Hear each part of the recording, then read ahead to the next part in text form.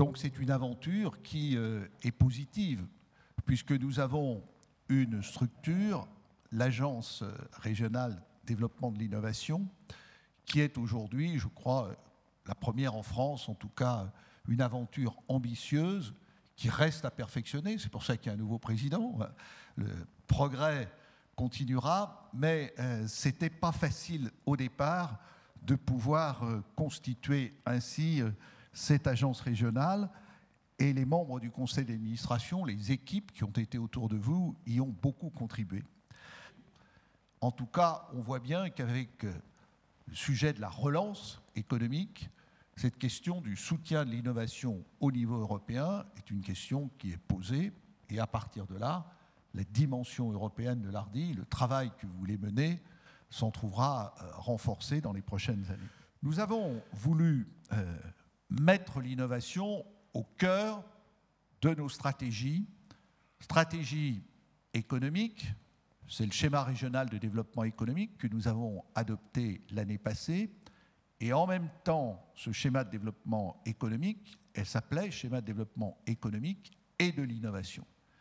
Et en même temps, nous avons adopté le schéma régional de l'enseignement supérieur, de la recherche et de l'innovation. Et les deux développements sur l'innovation, dans chacun des schémas, étaient identiques. C'était important de croiser les démarches et puis de faire un certain nombre de propositions qui sont aujourd'hui mises en œuvre. Je pense notamment à Rhône-Alpes Création, donc savoir comment sur Rhône-Alpes Création nous pouvions recapitaliser en fonds propres Rhône-Alpes Création, qui a déjà accompagné 150 entreprises depuis 20 ans. Rhône-Alpes Création, donc nous allons passer à une deuxième étape de Rhône-Alpes Création avec le concours de l'ensemble des financeurs qui accompagnent la région dans cette démarche. Je pense notamment au plan PME. Il faut faire grandir les PME, disait le président Auberton Hervé. C'est notre rôle. Et ce plan PME a pris la place de ce qu'on appelait le plan sous-traitance précédemment. C'est le travail que nous menons au niveau des clusters pour les rassembler et pour travailler ensemble et rapprocher aussi les clusters et les pôles de compétitivité. Et puis, c'est le rôle que joue l'ARDI, qui, il y a 4 ans, n'était pas une aventure gagnée.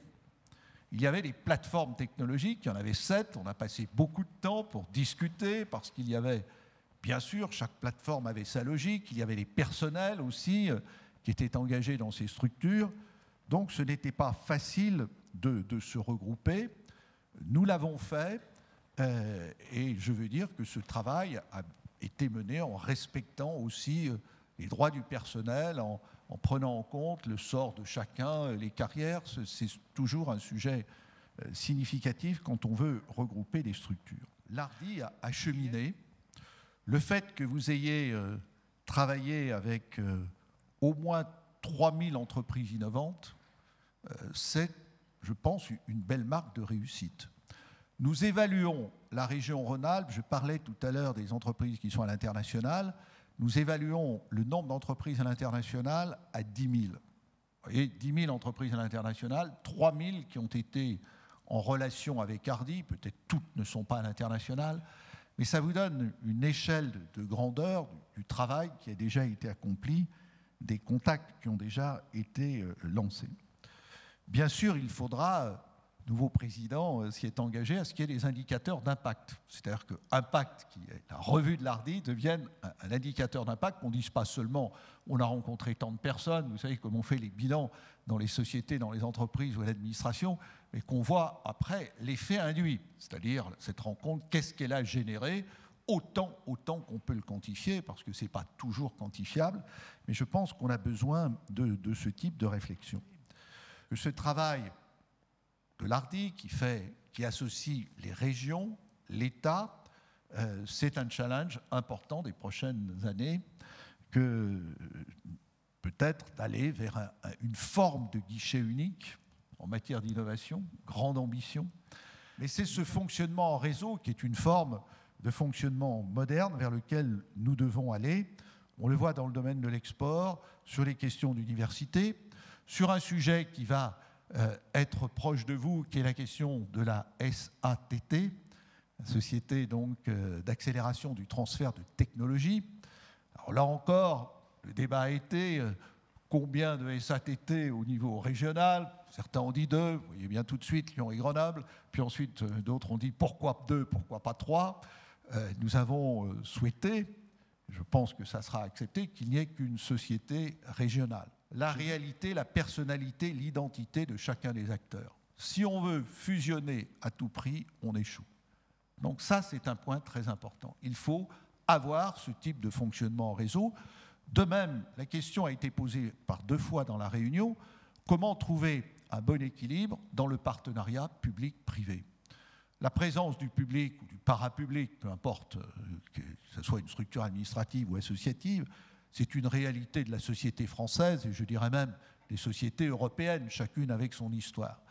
Comment essayer de conjuguer cette efficacité? Je pense qu'en Rhône-Alpes, où il y a une démarche qui est une démarche de consensus, qui est une démarche de dialogue, qui correspond à l'esprit de notre région, je pense qu'on peut bien travailler dans ce cadre-là et que chacun ait sa place, que la structure publique ou parapublique ne prenne pas la place des intervenants privés, que les intervenants privés aussi travaillent dans un bon esprit en coopération. Donc moi, je souhaite à l'équipe d'Hardy, au président Morin-Perrier, à tous ceux qui vont continuer à travailler à l'Hardy, et puis vous garderez un œil toujours intéressé sur ce qui est un peu votre bébé. Ce qui est un peu votre bébé. Donc moi, je vous souhaite de bien continuer un excellent travail.